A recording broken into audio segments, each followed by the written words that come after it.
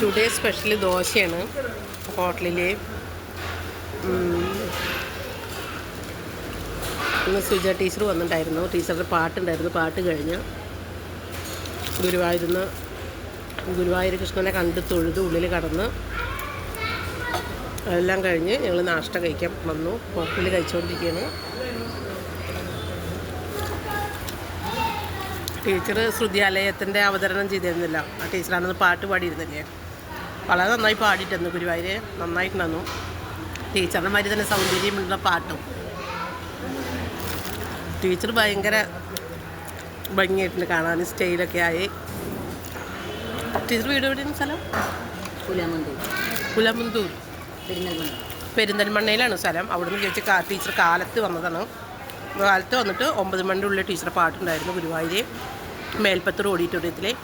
ഞാൻ video live ഇട്ടിരുന്നു. കാണുമെന്ന് വിചാരിക്കുന്നത്. ഗുരുവായൂർ അമ്പലത്തിൽ നിന്ന് കൃഷ്ണൻ്റെ ഒരു ഫോട്ടോ, സർട്ടിഫിക്കറ്റ് എല്ലാം കിട്ടി. ഇപ്പോൾ മേൽപ്പത്തൂർ സംഗീതോത്സവം നടക്കുന്നുണ്ടല്ലോ. ഇനിയിപ്പോൾ ഡിസംബർ 1 വരെ ഉണ്ട്. ഇത് ലാസ്റ്റ് ദിവസം ഡിസംബർ 1 ഏകാദശിയോട് കൂടി അവസാനിക്കും. നവംബർ 1 തുടങ്ങി ഡിസംബർ 1 അവസാനം. ഗുരുവായൂർ അമ്പലത്തിൽ ഏകാദശി വിളക്കും പരിപാടികളൊക്കെ ആയിട്ട് ഇങ്ങനെ നടക്കുന്നു.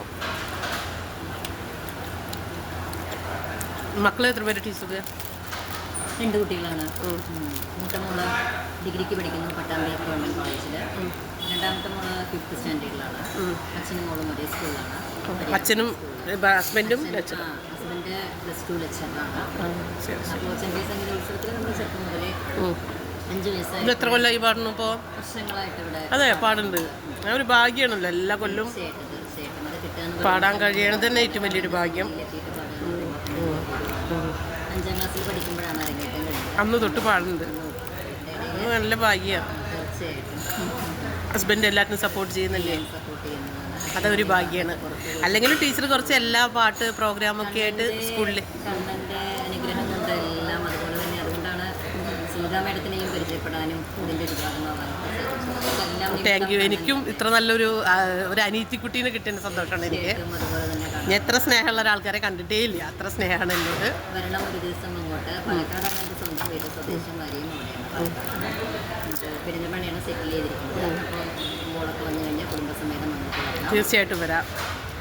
ശ്രുതിയാലയം അന്നത്തെ പ്രോഗ്രാം വളരെ നന്നായിട്ടുണ്ടെന്ന് എല്ലാവരും ആയിട്ട് യൂട്യൂബിലെ പാട്ട് കേട്ടിട്ട് നന്നായിട്ടുണ്ട്. ഈ ഒരു ഭജൻസൊക്കെ ആയിട്ട് എൻ്റെ ഒരു പുതിയ തുടക്കത്തിൻ്റെ പണിപ്പുരയിലാണ്. ഈ ഏകാദശി തിരക്കൊക്കെ കഴിഞ്ഞ് കഴിഞ്ഞാൽ ഞങ്ങൾ കുറച്ച് ഗായകരെ കൂടി ഗ്രൂപ്പിലേക്ക് ഉൾപ്പെടുത്തിയിട്ട് അതിൻ്റെ ഒരു 2ാം ലെവലിലേക്ക് പോവുകയാണ്. അതിനും എല്ലാ ആശംസകളും നേരുന്നു. നല്ല നിലയ്ക്ക് എത്തട്ടെ. ഇവിടെയും പാട്ടിലും നല്ല നിലയിലായി, സ്കൂളിലും നല്ല വലിയ ഇതിലേക്ക് എത്താൻ കഴിയട്ടെ. മക്കളെയും നല്ല നിലയിലേക്ക് എത്തട്ടെ. ഹസ്ബൻഡിനും എല്ലാവരോടും അന്വേഷണം പറയും. എല്ലാവർക്കും നല്ലത് തരട്ടെ. എല്ലാം കൃഷ്ണൻ്റെ അനുഗ്രഹം. ഗുരുവായൂരപ്പം എല്ലാവരുടെ കൂടെ എന്നും ഉണ്ടാവട്ടെ. ഹരേ കൃഷ്ണ കൃഷ്ണ കൃഷ്ണ ഹരേ ഹരേ കൃഷ്ണ.